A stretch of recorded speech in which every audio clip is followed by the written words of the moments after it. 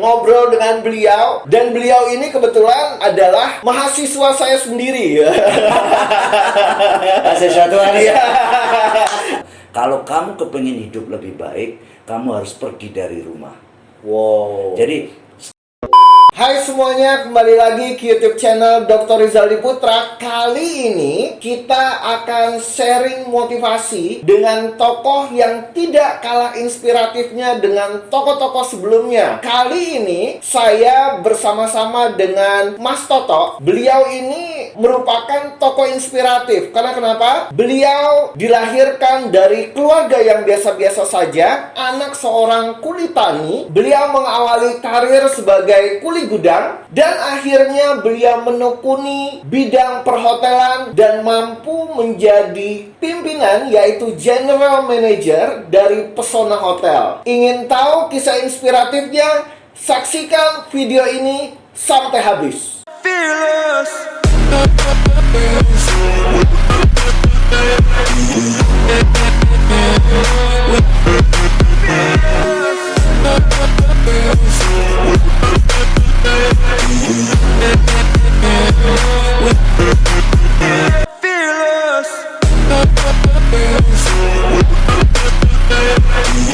Hai semuanya, dukung terus channel ini dengan cara klik tombol subscribe, like, dan share dalam hitungan 5, 4, 3, 2, 1. Terima kasih dan selamat termotivasi.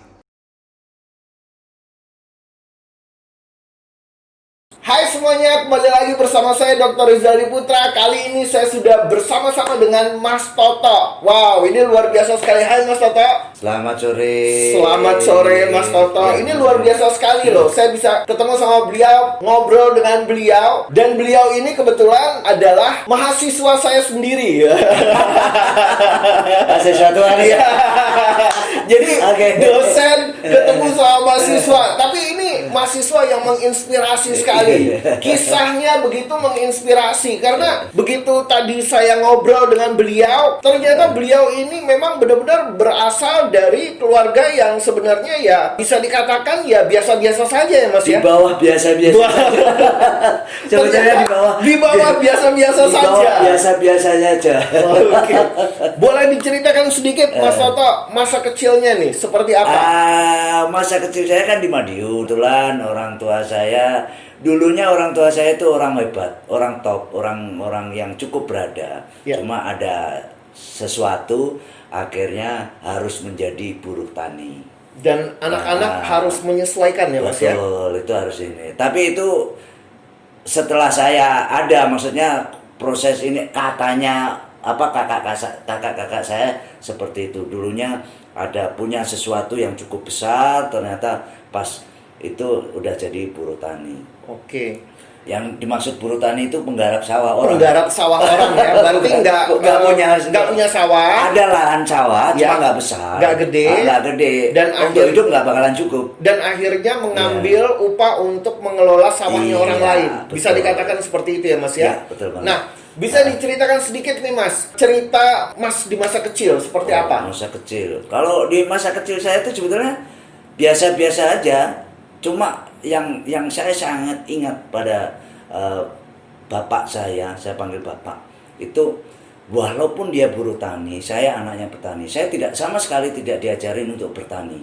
Bahkan saya ke sawah pun tidak diizinkan. Saya mesti pulang. Bahasa yang disampaikan bapak saya adalah, tugas kamu bukan di sini, tapi tugas kamu di rumah belajar. Wow. Tapi yang namanya anak kecil bukan belajar, pura-pura buka buku, cuma main-main. Nah, Tapi itu yang terjadi. Itu jangan diikuti, itu salah. Tapi ini pelajaran yang menarik. Ternyata dari kecil Mas Toto itu udah ditekankan sama orang tua, Iya. pentingnya pengetahuan, Betul. pentingnya untuk belajar. Orang tua kepengen masa depan anaknya menjadi lebih baik daripada dia. Betul sekali. Ya itu sampai nggak ada yang istimewa banget, nggak ada. Cuma masa kecil saya justru kalau orang biasanya naik angkot ongkos 200 PP Ya. untuk waktu itu sekitar tahun 80-an kan, ongkos angkot untuk ke sekolahan 200 PP. Nah, saya hanya dapat uang 100. Nah, bagaimana saya bisa ke kantin dan bisa pulang pergi? Oke. Dari yang 100 itu aja hanya bisa berangkat, nggak bisa pulang. Nah itu yang perlu. Bagaimana caranya putar otak, bisa pulang pergi ya kan, dan naik bisa ke angkot, kantin. bisa juga mampir ke kantin, Nah. bisa makan pulang dengan selamat Itu gitu ya. itu tantangan yang cukup menarik. Berarti itu dilatih dari kecil ya. Ini luar Iya. biasa sekali loh. Ternyata kita juga harus hidup penuh dengan kreativitas sehingga kita mampu bertahan hidup. Betul. Berarti Mas Toto dari kecil itu memang dilatih orang tua untuk kreatif ya Mas ya. Untuk berinovasi. Dengan uang saya yang agak terbatas. kalau kreatif bukan dilatih untuk kreatif, memang adanya segitu.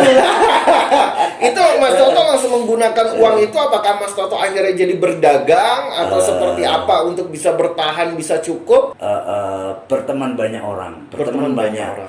Akhirnya ya mungkin kebaikan orang, akhirnya saya ya udah, yang kebetulan kan ada yang punya sepeda motor, ada yang bawa sepeda motor, saya ikut. Nah, itu akhirnya itu aja, dan bisa ini nyampe dan pulangnya pun juga gantian, gandul truk atau apa dan lain sebagainya. Yang penting bisa berangkat, bisa pulang dan Oke. bisa ke kantin. Luar biasa. Tadi saya dengar Mas Toto ini juga mengawali karirnya sebagai kuli angkat ngangkat apa Mas? Oh ya, Ya. kuli di gudang sebuah pabrik di Sidoarjo. Kuli gudang, berarti gudang. ngangkat barang. Ngangkat barang. Ya, untuk ukuran berat saya yang Ya, makanya tadi saya mikirnya, wah, ini kecil-kecil ternyata. seperti ini bisa ngangkat yang minimal 50 kilo. Bisa Mas ya? Luar Insya Allah biasa. bisa, dan terbukti itu bisa. Udah nikah atau belum itu? Belum, itu Oh, itu masih belum nikah. masih jagoan kalau itu. Wah, itu udah Masih merantau. jagoan. Itu di Sidoarjo, tapi itu karena di Sidoarjo itu karena saya diusir bapak saya. Kenapa? Filosofi bapak saya adalah pohon pisang. Iya. Pohon pisang itu kalau kepingin, kala itu saya ingat banget sampai sekarang, yang disampaikan bapak saya adalah kalau kamu kepingin hidup lebih baik, kamu harus pergi dari rumah.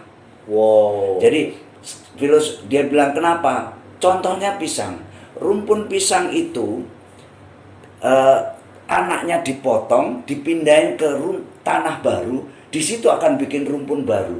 Ini Dan keren. otomatis akan besar di situ. Ya. Kalau tetap di rumpun itu makin lama makin mengecil, bahkan tidak berbuah. Ini bagus sekali. Jadi teman-teman bisa kita ambil pelajaran dari sini, berarti yang namanya manusia itu harus berani keluar dari zona nyaman ya. Betul. Berani keluar dari zona nyaman, melihat dunia baru dan mencoba hal baru ya kan. Kalau ditanam di tanah baru berarti kan hal baru. Hal baru. Dunia baru, Tantangan baru. tantangan baru yang Wow. notabene sama sekali nggak tahu. Yang secara fisik ya seperti ini dari dulu. Ya. Terus di rumah pun saya juga nggak pernah dilatih untuk kerja cukup berat, walaupun kehidupan makan dan minum keluarga saya, bapak dan ibu saya kurang Tetap oke. disuruh fokus belajar, Tetap disuruh tapi belajar. pada masanya disuruh keluar dari rumah untuk menimba ilmu ya. Iya. Untuk tahu praktek Tahu di lapangan. hidup yang sebenarnya seperti apa. Nah, jadi awalnya yaitu di Sidoarjo itu jadi itu kuli bangunan, tapi saya sambil kursus kala itu saya kursus bahasa Inggris. Karena saya memang agak suka berbahasa. Ya, itu. Karena kan Nah, tadi yang menariknya itu, apa yang Mas Toto lakukan untuk bisa belajar bahasa Inggris? itu perjalanan lebih jauh sekitar setahun, ada kumpul beberapa uang rupiah. Ya. Saya bisa beli tiket bus ke Bali. Ya. Saya pergi ke Bali nih, nekat. Merantau dari Kalau orang Sidoarjo. Jawa Timur kan harus bonek. Harus bonek, harus bondo nekat. Kalau nggak ini nggak akan tahu. Nah itu ada uang, saya bisa beli tiket. Ada uang saku sedikit, Ya. saya pakai untuk kos kala itu. Ya. Kos kala itu 25. Saya ke Bali di Ke situ Bali. untuk melatih bahasa Inggris saya. Ya. Saya mesti jadi dagang asongan di Asongan. pantai, Ya. ketemu bule-bule, terus ikut pura-pura mandi di pantai Ya. untuk melatih telinga dan berbahasa saya. Wow. So kadang di kursus itu tahu, tapi ada jeda. karena pronunciation yang Ya, native sama ini kan kadang beda. benar banget. Itu yang saya coba latih Begitu di sana. kuatnya rasa ingin belajarnya, Mas ya. Betul. Bahkan di situ saya belajar bahasa Jepang juga. Wow. So, Nihongo mo dekimasho. Wah. Kenapa saya belajar bahasa Iya. Jepang? Kala itu di Bali sangat ramai cewek-cewek Jepang. Ya. Ada cerita yang sangat bakat. Saya masuk ke Bali, kebetulan uang saya hanya cukup untuk kos di tempat ini. Nah, saya dapat Di tempat apa itu, Mas? tempat hitam. Wah, ini karena kita pengen tahu nih tempat hitam. ininya itu tempat apa itu? Tempat hitam di Tempat situ. hitam itu maksudnya apa, Maksudnya, Mas? yang kos di situ, mohon maaf, Ya. wanita-wanita malam, judi, Karena memang uang alkohol. tidak cukup. Tidak cukup. Mau uang yang tidak saya bawa. mau, suka Iya. tidak suka, Iya, betul harus sekali. berani beradaptasi dengan uang seadanya pada Iya. saat itu ya. Akhirnya bahkan sampai 2 hari tidak makan itu hal biasa buat saya. Wow. Terus akhirnya untuk bisa makan, saya disuruh-suruh untuk beli alkohol, minuman keras, itu udah biasa. Ya, yang minum di situ otomatis saya harus ikut minum. Waduh. Di mana akhirnya, mohon maaf, ini Ya. contoh yang tidak baik. Saya sempat 3 tahun saya alkoholik. Sempat alkoholik Sempat ya, Mas ya. alkoholik 3 tahun. Cukup lama lah, itu nggak bisa ini. Nah, titik baliknya di sekitar umur 28 tahun, saya mesti di 27. 27 tahun. Di sekitar 27 tahun pas malam tahun baru saya minum terakhir itu. Itu terakhir. Terakhir saya harus stop karena saya harus menikah. Wah, luar Karena saya biasa harus menikah. sekali. Akhir- Ternyata pernikahan dapat mengubah kehidupan orang ya, Mas ya. Betul. Ternyata dengan menikah kita dimampukan untuk menjadi manusia yang lebih baik. Nah, ini para jombloan dan jomblowati ya yang sedang menonton, ternyata dengan menikah itu kita akan dimampukan keluar dari zona yang tidak baik ke dalam zona, bisa dikatakan zona yang tidak sehat, ke zona kehidupan yang lebih sehat. Padahal itu masih jauh, saya belum punya pacar, ini belum. Tapi sudah niat, Di niat saya ini. niat pokoknya Wah. stop gitu Stop. ya. Akhirnya di umur 30 Ya. tepat saya menikah. Alhamdulillah. Itu udah lumayan bersih. Ya. Bersih banget belum? Tapi saya ngomong terus terang ke calon saya. Ya. Ke calon saya kalau orang Jawa ada molimo, alkohol, narkoba, judi, maling, Ya, atau wanita. ya. Hanya alkohol saya, tapi itu 3 tahun yang lalu. Yang lainnya enggak. Kalau Stop. masalah sejarah, jangan tanyakan sejarah, nanti saya akan cerita sendiri. Oke. Ya, alhamdulillah percaya, jadi akhirnya itu. Akhirnya Ya, menikah. menikah. Nah, setelah menikah seperti apa kehidupan, Mas? Nah, kehidupan kalau tadi di karir, saya di hotel, sempat keluar dari perhotelan. Untuk proses sampai manajemen kan saya mesti butuh waktu sekitar 10 tahunan.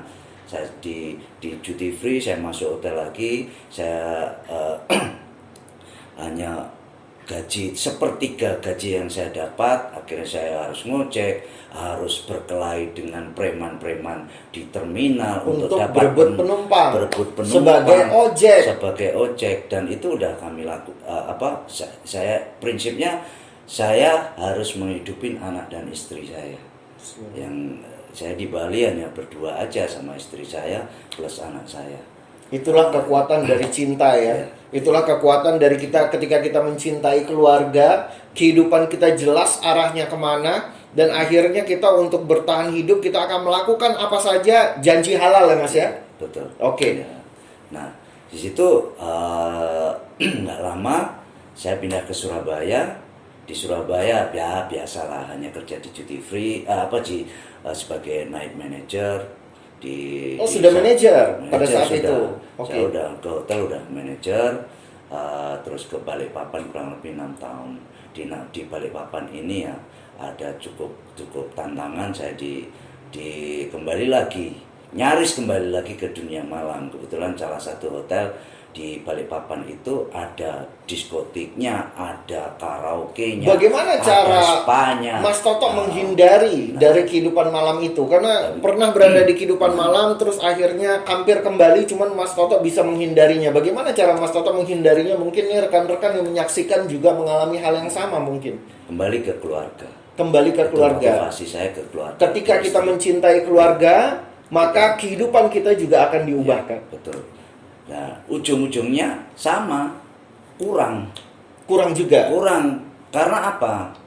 Kalau di tempat kayak gitu, kalau tidak mau menerima sesuatu yang nggak benar, rupiahnya akan kurang. Oke, berarti kalau kita pengen berada di jalan yang benar, berarti kita harus menghadapi tantangan mungkin dari kekurangan segi finansial dan sebagainya. Apa yang Mas Toto lakukan pada saat Di itu? situ pekerjaan yang paling gampang adalah ngojek kala itu. Karena Ngojek. belum ada ojek online ya ojek jalan, berangkat kerja, bawa 2 helm, siapa tahu ada yang ikut, saya tawarin numpang, ya dengan biaya sekian, oke kita ini termasuk pulang dan waktu-waktu yang ini saya pakai gitu. Luar biasa loh, ini rekan-rekan yang menyaksikan ya, para viewer, ini luar biasa sekali.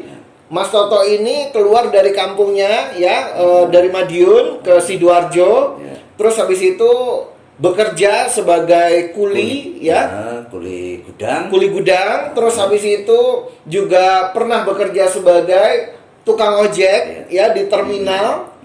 Dan setelah itu Mas Toto terus menjalani kehidupan, itulah proses ya. Ya. Mungkin filosofi dari orang tua Mas Toto tadi dari Bapak itu luar biasa sekali. Ya. Ternyata mungkin filosofi itu yang tanpa kita sadari, filosofi dari orang tua Mas Toto itulah yang mungkin menghantarkan Mas Toto akhirnya sampai ke level sekarang ini ya. Iya, betul. Berarti sekali. beliau menyuruh Mas Toto keluar dari zona nyaman. Iya. Mas Toto lakukan. Nah, Nah, betul. itulah yang mengasah Mas Toto ya, menjadi Iya. akhirnya menjadi manusia yang memiliki karakter yang kuat ya. Betul sekali. Dan di situ ya alhamdulillah lancar, terus akhirnya pindah ke Lampung. Nah, waktu di Lampung keluarga udah nggak ikut ke Lampung. Keluarga saya kembali ke mana? Ke Sidoarjo. Ya. Ya, di Lampung ini kala itu kami berkeinginan untuk beli rumah lagi. Beli apa ya, nyicil rumah lagi. Ya. Nah, kalau kita hitung gaji saya setahun, saya puasa, anak istri saya puasa, tidak makan sama sekali, itu nggak bakalan cukup untuk uang mukanya. Wow. Nah, apa yang saya lakukan adalah dikala saya punya uang sedikit, pas habis gajian saya belanja di supermarket untuk kebutuhan kayak deterjen, mie instan, kopi, gula, saya bawa ke panti asuhan. Wow. Saya bawa ke panti asuhan. Nah, pada satu kesempatan GM saya tahu mau kemana. Saya mau belanja. Nah, belanja kemana ya? Ke supermarket. Nah, mungkin dipikir hanya belanja kebutuhan hari-hari saya. Ternyata loh, ngapain banyak banget gitu. Akhirnya ya biasalah tiap bulan saya belanja segini. Yang terjadi nggak langsung pulang, nggak langsung ke kosan gitu. Ya. Nggak, saya ajak ke panti asuhan. Nah, di situ ya kala itu saya sebagai front office manager. Nah, GM saya tahu ternyata buat itu. Nah, akhirnya ya GM punya duit lebih kan kala itu Ya. kan, dia akhirnya malah Invest. belanja, Untuk ikut belanja juga Untuk- untuk dibawa ke panti asuhan juga, Untuk disedekahkan. disedekahkan ke panti asuhan.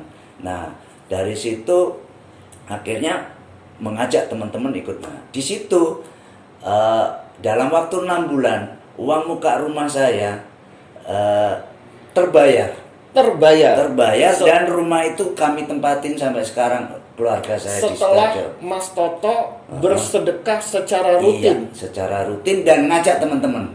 Ini luar biasa loh teman-teman ya. Ternyata the power of berbagi ya, Iya. the power of sedekah itu luar biasa sekali ya. Betul sekali.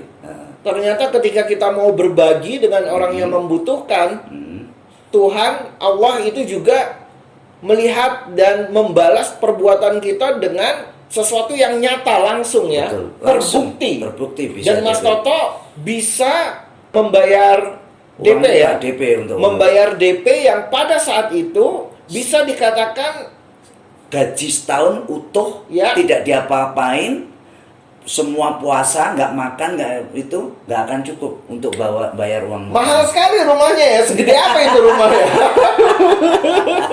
Ya, alhamdulillah. Alhamdulillah ya. Alhamdulillah. Luar biasa. Itu dari situ oke, terus ke Surabaya, pindah ke Jakarta, ke Bandung, ke Banyuwangi, akhirnya ke Makassar. Nah, di Makassar ini menariknya. Tahun 2014-an. Saya mesti kuliah lagi. Ini saya lupa sampaikan, waktu saya di Bali itu saya sempat kuliah di Akademi Pariwisata di Bali. Tapi sampai semester 5 aja. Pas masuk semester 6 langsung saya tinggal. Buat apa sekolah? Ya. Nggak perlu. Nah. Yang penting saya udah kerja. Oke. Ini saya perlu nanya. Mas Oto, saya pengen nanya. Kebanyakan orang berkata kuliah itu tidak penting. Belajar itu tidak penting. Tapi ternyata penting ya. Iya. Nah, makanya dari itu akhirnya di Makassar saya kuliah lagi untuk ambil S1. Di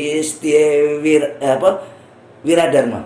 Setia Wiradharma. Mas Oto kuliah pada saat itu mengambil S1. Ambil S1 di tahun masuk di 2013, bayangin aja saya lahir tahun 68 ya. Saya itu.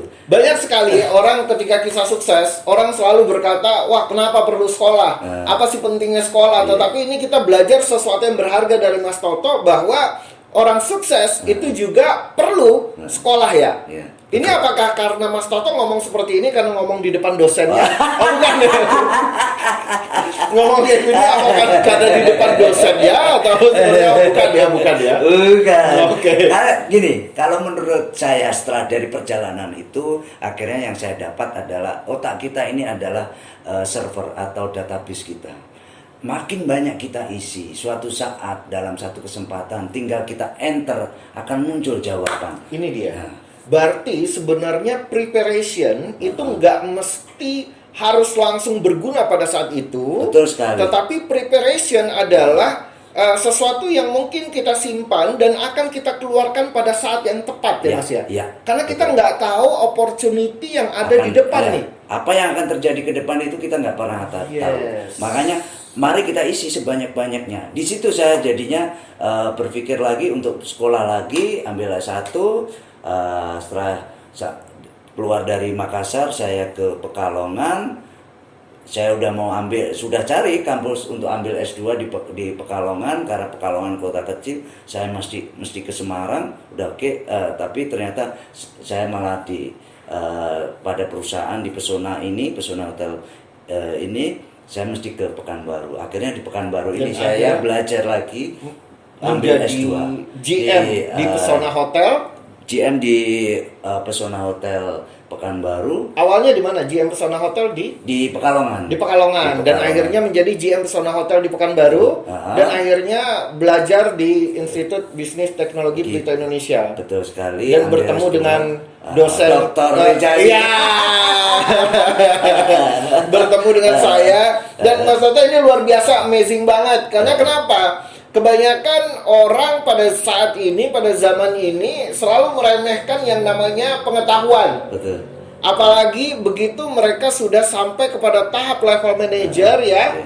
Mungkin mereka merasa tanpa mereka belajar pun toh mereka sudah bisa menjadi manajer atau general manager. Tetapi ini luar biasa sekali, inspiratif sekali ketika saya melihat Mas Toto ternyata masih haus akan ilmu pengetahuan. Ya, seperti yang kata Mas Toto tadi katakan, bahwa pengetahuan itu ya mungkin kita simpan dan akan kita keluarkan pada saat yang tepat ya Mas ya. Ya, itu tadi yang server otak kecil kita itu adalah server.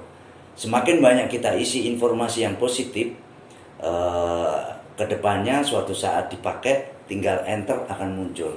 Kalau yang kita isi hal negatif, kalau kita lagi galau, kita bukan yang positif yang kita dapat, tapi lompat ke jurang.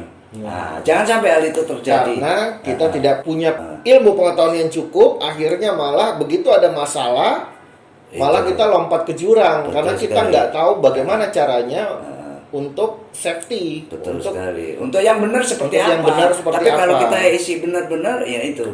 Ada satu yang mungkin teman-teman atau viewer ketahui. Nggak ada namanya gang buntu. Gang buntu itu hanya tulisan di depan jalan kecil. Ya. Tetapi selama kita ada mau, pasti ada jalan keluar. Yes. terserah mau jalan keluar secara positif atau negatif. Yang saya maksud positif dengan permisi ke rumah paling ujung, saya numpang lewat. Atau negatif, yang negatifnya lompat pagar tanpa permisi. Poinnya adalah setiap masalah, setiap ini pasti ada jalan keluarnya. Gak ada istilah namanya gang buntu. Belajar banyak banget loh ini kita selalu hari ini. ada jalan keluar. Selalu ada jalan keluar. Apalagi ini masa Covid ya, masa pandemik. Saya sangat yakin Tuhan memberi ujian. Kalau dosen memberi ujian udah punya jawaban kan? Iya. Udah punya, dari Betul. memberi soal pasti udah punya jawaban kan? Nah, tinggal saya sebagai mahasiswa bisa nggak nyari jawab, mau nggak nyari jawaban itu? Betul. Nah, suatu saat kalau toh jawaban saya tidak 100% tepat, pasti ada koreksi kan? Iya. Yang tepat paling tidak ada nilai Iya. 80 atau 90. Iya. Begitu juga ke masa pandemi ini ujian buat kita semua. Bagaimana kita berinovasi, bagaimana kita berkreasi. Pasti ada jalan keluarnya. Allah udah menyiapkan jawabannya. Ini luar biasa sekali loh. Para viewer, hari ini kita belajar banyak sekali ya. Karena saya lihat yang pelajaran yang pertama tadi dari filosofi orang tuanya Mas Toto, kita harus berani keluar dari zona nyaman. Terus yang kedua yang saya pelajari hari ini adalah bahwa ketika kita berani keluar dari zona nyaman, maka kita akan menghadapi tantangan. Ya. Tetapi kita tidak boleh menyerah, walaupun kita direndahkan. Bahkan Mas Toto ini tadi ada cerita sama saya, pernah sampai makan makanan sisanya orang ya. Ya. Makan jagung rebus, makan sisanya orang. Sebetulnya itu malu mau saya sampaikan. Gak apa-apa, saya nyampein ya. Iya. Itu di awal-awal di Bali. Ya, di awal-awal di Bali. Terus dari sana saya juga melihat bahwa Mas Toto mengambil langkah perubahan untuk menjadi manusia yang lebih baik, meninggalkan kebiasaan buruk ketika Mas Toto mengenali cinta. Ya. Berarti setelah kita keluar dari zona nyaman, tadi kita belajar arti cinta. Arti cinta itu berarti kita mau mengubah kehidupan kita menjadi lebih baik. Dan cinta itu membawa perubahan ke arah positif ya Mas Toto ya. Iya, betul sekali. Dan setelah itu yang tadi saya pelajari bahwa sampai kepada level general manager, itu berarti kita harus bersabar dengan berbagai macam corak cobaan ya, permasalahan yang harus kita hadapi. Betul. Dan jangan pernah malu untuk mencari tambahan selagi itu halal. Bismillah, insya Allah itu berkah. Betul sekali. Dan pelajaran yang berikutnya yang saya ambil hari ini, dan para viewer, saya berharap Anda juga belajar bahwa ilmu pengetahuan merupakan basic ya, merupakan basic atau dasar fondasi yang akan menguatkan kita pada saat suatu hari kita menjadi orang yang lebih sukses. Kita akan menjadi orang yang sukses dan memiliki kualitas. Ya. Karena kita punya landasan teori yang jelas di dalam kehidupan kita. Ya, betul. Dan ini amazing banget loh rekan-rekan. Oke, Mas Toto, saya minta closing statement untuk para viewer yang mungkin saat ini sedang berada di posisi Mas Toto dulu pernah berada. Apa yang Mas Toto ingin katakan kepada mereka? Tadi udah saya sampaikan, tidak ada gang buntu, selalu ada jalan keluar. Berarti Tinggal pertanyaannya, mau atau tidak mau mencari jalan keluar. Selama kita mau mencari jalan keluar, pasti ada jalan keluar. Nah, luar biasa banget. Berarti tidak ada gang buntu, tidak ada yang tidak bisa, yang ada hanya tidak mau. Bisa dikatakan seperti itu ya. Sekali. Tidak ada yang tidak bisa, yang ada hanya tidak mau. Kalau Anda semuanya ingin melakukan sesuatu, memiliki keinginan, memiliki willingness, pasti ada jalan ya Mas ya. Pasti ada jalan. Sebuntu-buntu apapun, tetap bisa ditempuh. Tetap ada jalan keluar. Ada jalan keluar. Wow, luar biasa sekali rekan-rekan. Mas Toto, saya ucapkan terima kasih sekali Sama-sama. atas waktunya. Semoga Kita bermanfaat. viewer dan saya, kita semuanya mendoakan Mas Toto. Amin, amin. Semoga Mas Toto terus bermanfaat bagi sesama. Amin, Ya. amin. Semoga Mas Toto nanti ini juga cepat selesai S2-nya. Langsung lanjutin S3. Ya, semoga Mas Toto terus diberikan kesehatan dan keluarga ya. Dan bagi para viewer, saya dan Mas Toto juga mendoakan Anda agar apapun yang Anda lakukan saat ini akan membuahkan keberhasilan ya Mas ya. Amin. Semoga Anda semuanya akan dikuatkan dan kita semuanya dapat menggapai semua impian kita. Amin, amin, amin, amin. Terus alami perubahan bersama-sama dengan saya, Dr. Rizaldi Putra, karena saya yakin Anda bisa, saya bisa, karena kita semua pasti bisa. Terima kasih dan selamat termotivasi. Hormat saya, Dr. Rizaldi Putra.